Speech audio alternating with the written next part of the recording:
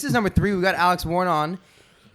Previously just, social media, but now expanded into a much bigger world. Yeah. Artistic, what is it? It's like art. It's a voice artist. And singer Alex Warren is now on the show. What is going on? Yeah. Woo! Let's go. It's lit. We're going for the threesome. Yeah. We were talking about it before we started on our first Airbnb when we came down here. We filmed an episode in there. Then the second time we took a trip down here, we stayed in an even shittier Airbnb, and then we filmed our second episode there. Remember that? And then I feel like I grew with you guys. This is fucking awesome. This is my first time here too. This is definitely a way bigger upgrade. It's not even comparable. Like, it's compared to the first house, because you saw. Well, yeah, you saw the first house. I saw everything, guys. Yeah, he's seen a lot through the entire LA journey. Bro, I don't know. I feel like I'm watching my kids grow up in a way. It's awesome. Funny. Like a younger version of myself in a different space of content is just so cool to watch. Yeah. Like awesome. Me and Kai have definitely had a bunch of talks about this, but it's really cool to see this all. It is nuts. It's crazy. It is weird. It is weird when you look back on it. You're like, whoa. And it's only been it doesn't seem like it was a blink of an eye. Yeah, because it was a year ago today that not like today, but it's 3 days off. I think that we did our first podcast with you. Right. So now we're just kind of going back full circle in a completely different. How old are you guys now? You guys feel like adults? 20. Yeah. Wait, what the fuck? We're the same age? I swear we've had this conversation. Now I feel stupid. You're like a month. Version of myself. You're like a month older than us. No, but there is that I think Chris is older than you. Yeah, I should be I'm August 20th. Oh, what the fuck? Yeah. Oh, cool. That's sick.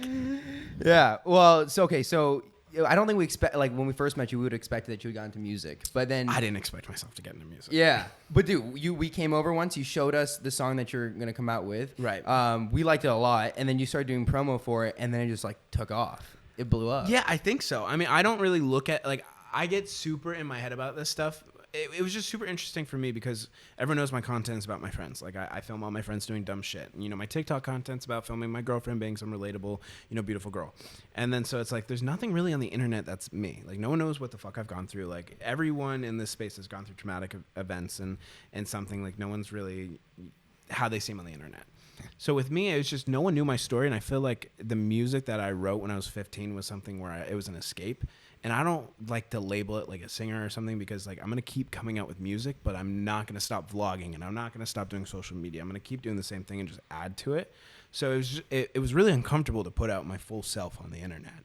But it was really cool to see how people actually fucked with it. Yeah, because Addison comes out with her song and the dancing and stuff is very similar to what you already did. Sure. This was so different from anything you ever post, right? Yeah, it was very depressing. It was it wasn't emo, but it was depressing as shit.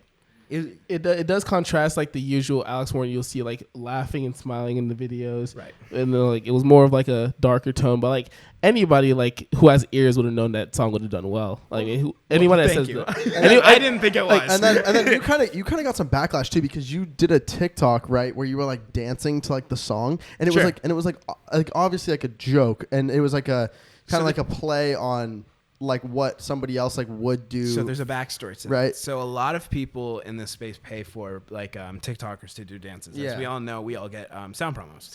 And when I was approached about publishing my song and distributing and playlisting it, they go, would you like to put some money behind having sound promos? And I was like, why the fuck would I pay someone to twerk to my song about my dead dad? It seems very inappropriate. Yeah. And then I thought in my head, I'm very inappropriate, so why don't I do all the promo myself? So yeah.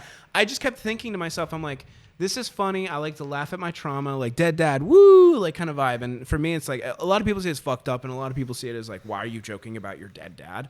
But until you really go through it and you have that trauma of all that stuff, there's different coping mechanisms. For me, coping, I'm always smiling, I'm always happy, which I am a lot of the time, but a lot of the time as well, I'm just depressed as fuck, and my way of getting out of it is comedy and making fun of myself and self-deprecating and making fun of my friends, and we all do it to each other, and it's therapeutic in a way. Yeah. So with the whole twerking to my song, I was like, everyone do it, have fun, because I don't really care. I don't care if I see a video of someone twerking to my song.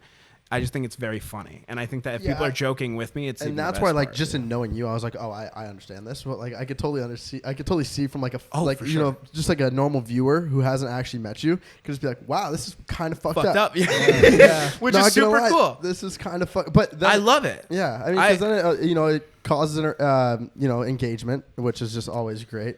Yeah, it's not just that too. I think that like it's just such an interesting perspective on sad shit. Like the song is very sad as itself. I showed it to a lot of my friends and they cried, and then I filmed them crying and uploaded it to YouTube. But but in general, I think it's very cool to see people's reactions to things like that. Because I was dull for like 4 years of my life until it really hit me like, fuck, my dad's dead. So it was just really cool to see how people would react to something that was so traumatic on myself and then laugh about it. Yeah. Did you have any fears when you first put it out? Like Yeah. the promo? Like what do you think people I didn't could want to have promo. said? So I initially wanted to pull an Addison Rae and just drop it and not tell a single fucking person. But for me, this was such a deep and special song. I wanted to at least give people like a little bit of incentive to it. Like hear a little bit of it. Because I know everyone's going to sit there and be like, oh, it's just a dumb TikTok song. Which, I mean, in perspective, it could be. It could be just a dumb TikToker making music. But at the same time, the song resonates with so many people. It helped me with a lot of my pain and a lot of shit I went through.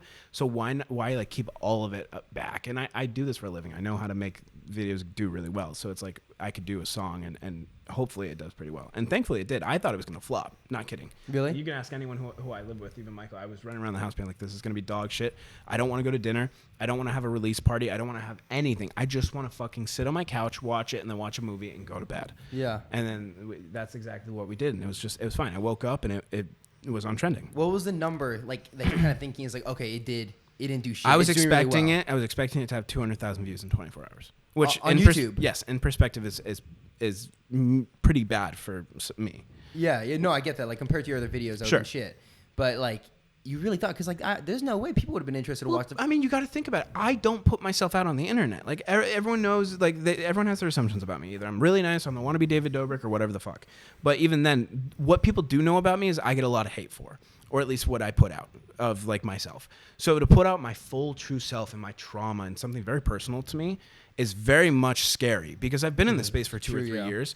And people barely know me and they're already hating. So it's like to put out that huge piece of it is like, it was scary as fuck. And I was expecting it to do awful. And, you know, I had that song for I had that song in 2015. So I had it 6 written. years? Yeah, Wow, I had okay. I had it written. And I've held on to the actually written and produced one for about a year before I even released it. So it was like, it was scary as fuck just kind of like putting it out. And I was already over the song. So Yeah, I get what you mean. Okay, because I guess from our perspective, we saw it as like because of your presence in the space, people no matter what would watch it. I thought it was like no matter what, guaranteed it would get the views. But I want to look at like what's the reaction going to be from like the general audience, and it was really really positive. Yeah. So which was really cool. Yeah.